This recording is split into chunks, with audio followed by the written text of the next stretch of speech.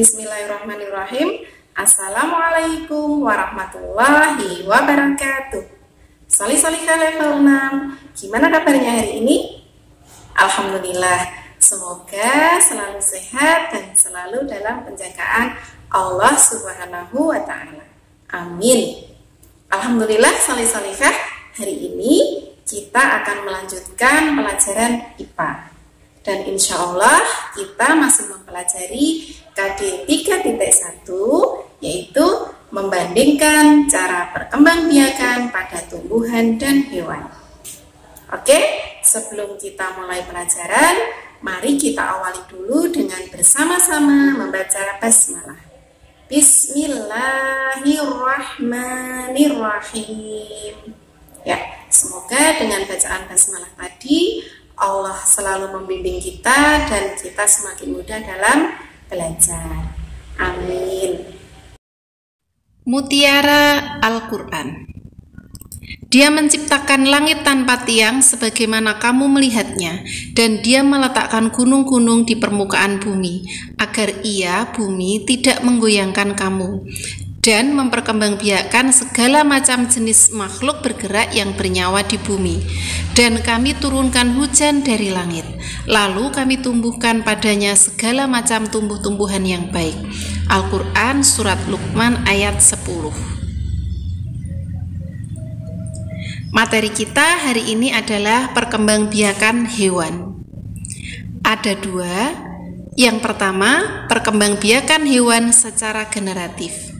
Hampir sama dengan tumbuhan, jadi pada perkembangbiakan hewan secara generatif terjadi pembuahan atau terjadi pertemuan antara sel jantan dan sel betina. Jadi melibatkan hewan jantan dan hewan betina. Di sini ada tiga, yaitu ovipar, vivipar, dan ovovivipar. Kemudian yang kedua, perkembangbiakan hewan secara vegetatif. Ini kebalikannya dari generatif, jadi di vegetatif tidak ada pembuahan atau tidak ada pertemuan antara sel jantan dan sel betina. Pada hewan nanti ada tiga cara, yaitu yang pertama bertunas, kemudian membelah diri, dan fragmentasi. Kita bahas satu persatu. Perkembangbiakan hewan secara generatif. Yang pertama, ovipar. Ovipar berasal dari kata ovum atau telur. Jadi, kelompok hewan yang berkembang biak dengan bertelur itu nanti kita sebut dengan ovipar. Contohnya adalah pada ayam. Ayam atau hewan ovipar itu akan mengeluarkan telur atau bertelur yang di dalam telur itu berisi calon anaknya, karena telurnya ini sudah dibuahi, ya. Kemudian anak yang ada di dalam telur ini, calon anak ayam yang ada di dalam telur ini kan membutuhkan makanan. Nah, makanannya akan didapatkan dari zat di dalam telur itu. Nah, calon anak ayam yang ada di dalam telur ini kemudian akan dierami oleh induknya, oleh ayam yang betina. Setelah dierami beberapa hari, maka induk ayam ini akan tumbuh dengan sempurna dan kemudian akan menetas telur itu dan mengeluarkan individu baru sehingga keluar anak ayam. Ya, ini perkembangbiakan secara bertelur, contohnya pada ayam. Contoh yang lain adalah pada semua burung, ya, termasuk tadi unggas, gitu ya. Kemudian berbagai serangga, ada semut, kupu-kupu, belalang, dan sebagainya. Kemudian ikan dan katak. Yang kedua, vivipar atau melahirkan. Nah, kalau tadi bertelur, ini melahirkan. Pada hewan yang melahirkan, dia akan mengalami masa mengandung, ya, atau kalau pada hewan kita sebut bunting, ya. Kalau manusia itu sedang mengandung itu hamil, ya. Nah, ini pada hewan bunting atau mengandung. Nah, kemudian pada hewan yang melahirkan, calon anak yang dikandung ini akan mendapatkan makanan dari induknya melalui plasenta.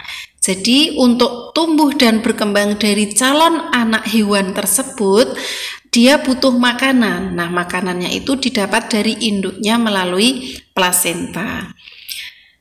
Kemudian setelah berkembang sempurna, individu baru ini akan dikeluarkan oleh induknya dengan cara dilahirkan dan langsung keluar dalam bentuk anak hewan, bukan telur ya.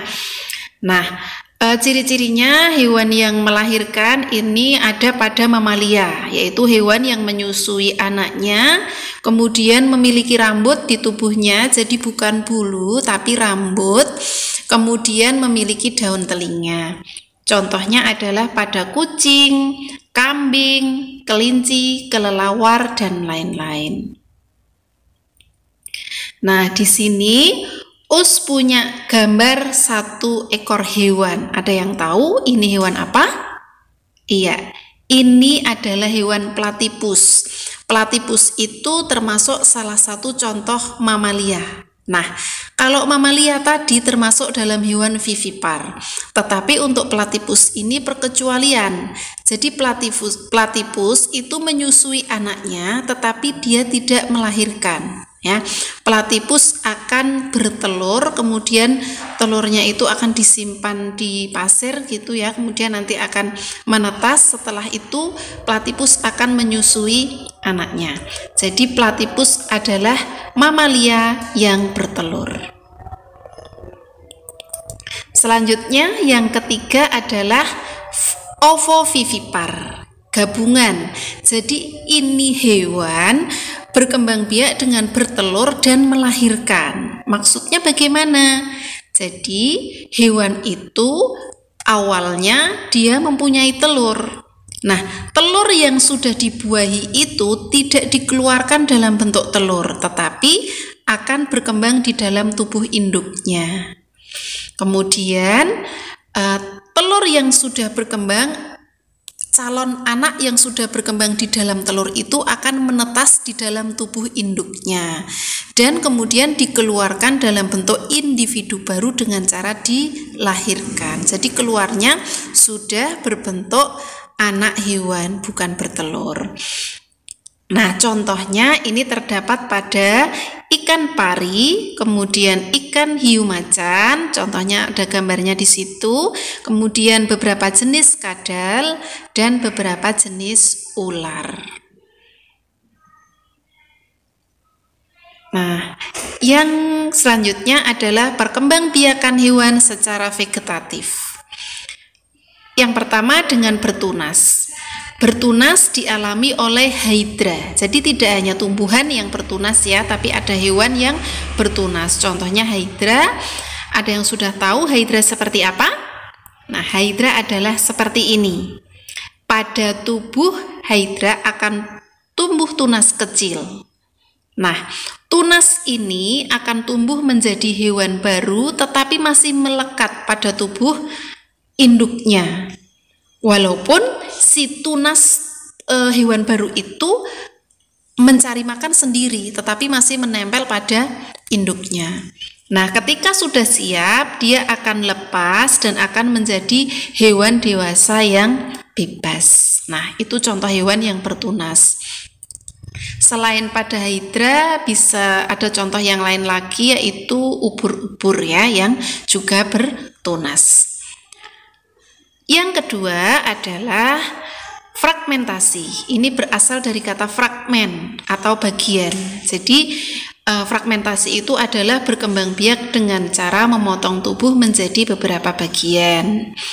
Contohnya pada bintang laut, hewan spons, dan cacing pipih. Contoh cacing pipih adalah cacing planaria.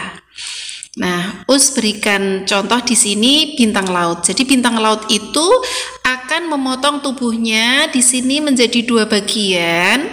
Nah, masing-masing bagian tidak lengkap, bentuknya tidak seperti hewan bintang laut, tetapi bagian, jadi bintang laut itu terpotong menjadi 2 bagian. Nah, potongan-potongan ini kemudian akan berkembang, ya, akan berkembang menjadi bintang laut baru. Kemudian yang ketiga adalah membelah diri. Nah, membelah diri itu contohnya pada amoeba dan paramaecium. Amoeba seperti ini contohnya. Cara membelah dirinya diawali dengan inti yang membelah, kemudian diikuti dengan pembelahan sitoplasma. Nah, adanya pembelahan inti ini akan menyebabkan lekukan. Lekukan ini akan semakin tipis, ya, semakin lama semakin putus. Setelah itu akan putus dan terjadi 2 sel anak amoeba. Nah, itu beberapa cara perkembangbiakan hewan secara vegetatif, ya. Alhamdulillah, hari ini kita sudah mempelajari tentang cara perkembangbiakan hewan. Semoga kita semua semakin mencintai hewan sebagai salah satu ciptaan Allah Subhanahu wa Ta'ala. Oke, kita cukupkan pelajaran kita hari ini. Kita lanjutkan pekan depan, insya Allah. Kita akhiri. Selalu jaga kesehatan dan tetap jaga sholat 5 waktu. Assalamualaikum warahmatullahi wabarakatuh.